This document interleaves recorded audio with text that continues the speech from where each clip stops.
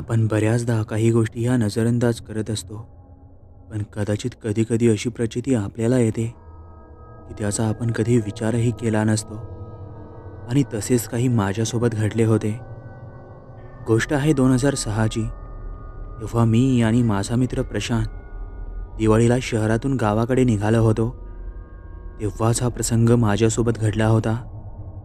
प्रशांत आणि मी तसे धाकट स्वभावाचे होतो. त्यामुळे भित्रापणा हा आमच्या अंगात लहानपणापासूनच नव्हता. त्यामुळे रात्री मोटरसायकल घेऊन जाऊ असा आम्ही दोघांनी निर्णय घेतला आणि आम्ही त्या रात्री निघालो. आम्ही 2 दिवस अगोदर गावी जायचे ठरवले होते. मस्त रात्रीचा प्रवास करू असा बेत आम्ही त्या दिवशी आखला. आता काही बरीच तयारी आम्ही दोघांनी त्या दिवशी दिवाळीची केली. गावाकडे गेल्यावर एक वेगळीच मज्जा दिवाळीच्या सुट्टीत यायची. शहरातील हा कामाचा ताण त्या दिवसात कमी व्हायचा. आम्ही दोघेही, मी आणि प्रशांत, एकाच गावात राहणारे असल्यामुळे सोबतच रात्रीच्या प्रवासाला माझी मोटरसायकल घेऊन जाण्याचा बेत आम्ही दोघांनी आखला होता. आणि ठरवल्याप्रमाणे त्या दिवशी आम्ही दोघे संध्याकाळी 6 वाजता गावाकडे जायला निघालो. समोर दिवाळी असल्यामुळे शहर चांगलेच जगमगत होते. एक वेगळीच मजा तो रात्रीचा प्रवास करताना आम्हाला येत होती. प्रशांत मागे बसलेला होता, तर मी गाडी चालवत होतो. काहीशी थंडी आम्हाला दोघांनाही जाणवत होती. आमचा गप्पा मारत प्रवास पुढे चालू होता. तसा आम्ही दोघांनी बऱ्याचदा आमच्या मोटरसायकलने प्रवास केला होता. त्यामुळे एवढी काही भीती आम्हाला त्या रात्रीच्या प्रवासाची वाटत नव्हती. म्हणून काही मजा मस्तीच्या बळावर आमचा दोघांचा तो रस्ता पार करणे चालू होते. आता आम्ही आमचे शहर सोडले होते. समोर काही दिवसावर दिवाळी होती, म्हणून बऱ्याच नवीन वाहनांची गर्दी आणि नवीन प्रवाशांची गर्दी त्या रस्त्यावर होती. थंड्या वाऱ्याचे झुळूक आता आम्हाला त्रास देऊ पाहत होते, कारण आता बराच वेळ झाला होता. आमच्या गावाला पोहोचायला तरी आम्हाला बराच अवकाश होता. साधारण 6 ते 7 तासाचा रस्ता होता आणि आम्ही दोघे मोटरसायकलने जाणार होतो, म्हणून काहीसा प्रवास आम्हाला दोघांना अवघडच जाणार होता. त्यातच प्रशांत माझ्याशी बडबडला आणि मला म्हणाला, "अरे ऐक ना, मला खूप भूक सतावत आहे, तर समोरच्या एखाद्या ढाब्यावर गाडी थांबव, मस्त जेवण करू आणि मगच पुढे निघू आपण." त्याचे एवढे बोलणे मी ऐकले आणि त्याला हो म्हणालो. तसा आता मात्र तो रस्ता निर्मनुष्य होता. त्या रस्त्यावर काही वर्दळ भासत नव्हती आणि एक भयावह शांतता जाणून येत होती.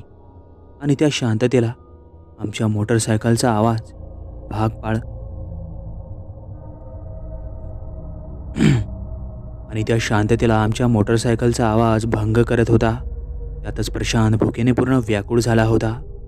कधी एखादी हॉटेल व ढाबा येतो आणि तो पोट भरून जेवण करतो, असे त्याला झाले होते. आमचा हा रस्ता ओळखीचा असल्यामुळे पुढे एक ढाबा आहे हे आम्हाला दोघांनाही माहीत होते. म्हणून काही वेगात तर काही हळू वेगात आमची गाडी चालू होती आणि आम्ही पुढे रस्ता पार करत होतो. आणि आता बराच रस्ता पार केल्यावर आम्हाला तो ढाबा दिसला. तिथे जास्त काही गर्दी भासत नव्हती, म्हणून आम्ही तिथे जायचे ठरवले.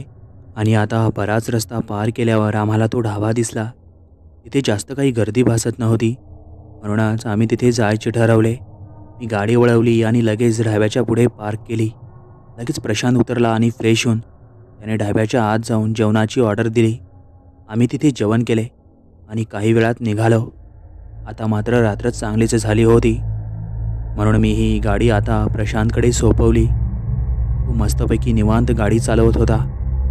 आता गाडीचा वेग काहीसा कमीच होता. हळूवार आमची मोटरसायकल आता गावाच्या दिशेने जात होती. मी आता गप्पच बसलो होतो. आता मला काहीशी झोपही सतावत होती. त्या रस्त्यावर मात्र आता फक्त आमच्याच गाडीचा आवाज आमच्या कानी गुंजत होता आणि त्या गाडीच्या लाईटाच्या प्रकाशात पूर्ण ओसाट पडलेला तो भला मोठा रस्ता दिसत होता. त्यातच त्या रस्त्याकडेला असलेले ते भले मोठे जुने झाडे आम्हाला घाबरू पाहत होते आणि त्यातच ही थंडी हवा आमच्या शरीरात एक धडकी भरून देऊ पाहत होती. पण आता गावापर्यंत फक्त ओसाड रस्ता सर्वत्र दिसत होता, कारण आता एकही हॉटेल किंवा चहाची टपरी या रस्त्याने मुळीच नाही याची शाश्वती आम्हाला मात्र दोघांनाही होती.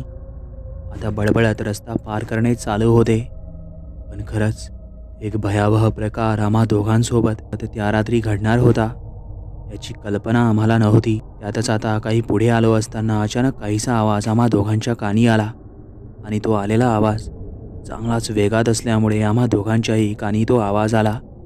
त्यामुळे प्रशांतने ही गाडी थांबवली आणि आम्ही दोघे त्या चंद्राच्या अंधुकशा प्रकाशात आजूबाजूला त्या रस्त्यात काही हालचाल जाणवते का ते बघू लागलो.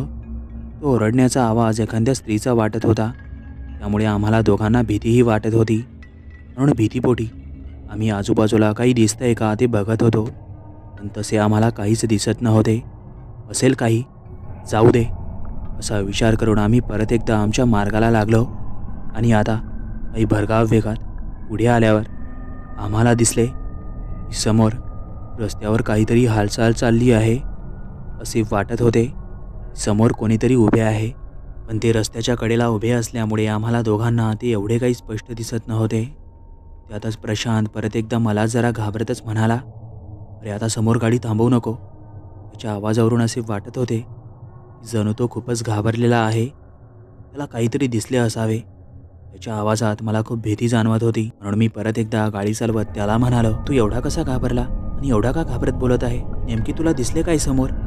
माझ्या एवढ्या बोलण्यावर मात्र तो काहीच बोलला नाही आणि त्याचा हट्ट करत परत मला म्हणाला, अरे बाबा तू गाडी थांबवू नको. फक्त त्याच्या अशा हट्टामुळे मी मात्र कुठंच गाडी थांबवली नाही. पण त्याला असे अचानक काय झाले होते हे मात्र मला काही कळत नव्हते. त्याला भीती खूप वाटत होती. आम्ही दोघे आता बरेच लांब आलो होतो. एवढ्या थंडीतही मला आणि प्रशांतला जणू घाम फुटला होता. आम्ही आता काही वेळात आमच्या गावात येऊन पोहोचलो. पण प्रशांतला नेमके काय दिसले होते त्याचा उलगडा मला मात्र झाला नव्हता आणि त्या रात्री तो सांगायच्या तयारीतही नव्हता. म्हणून मी त्याला विचारण्याचे धाडसही केले नाही. त्याच्या दुसऱ्या दिवशी मी त्याला त्या रात्रीच्या प्रकाराबद्दल विचारले तर त्याने जे सांगितले ते खूप भयावह होते. त्याने माझेही डोळे मोठे झाले, कारण तो सांगत होता की तो त्या रस्त्यावर ओरडण्याचा आवाज आल्यापासून एक स्त्री सतत आपला पाठलाग करत होती आणि मला ती सर्वत्र रस्त्यावर दिसतसुद्धा होती. म्हणूनच मला भीती वाटत होती. तिचा तो भयावह अवतार खूपच विचित्र भासत होता. म्हणून मी तुला कुठेही गाडी थांबवायला नाही बोलत होतो. त्याचे हे सर्व बोलणे माझ्या विचारापलीकडचे होते. त्याच्या बोलण्यावर विश्वास ठेवू का नको असे मला त्या दिवशी वाटले. पण खरंच त्याच्यासोबत असे घडले असेल का? आम्हाला कमेंटद्वारे नक्कीच कळवा. आणि तुम्ही आपलं चॅनल अजूनही सबस्क्राईब केलं नसेल तर नक्कीच सबस्क्राईब करा.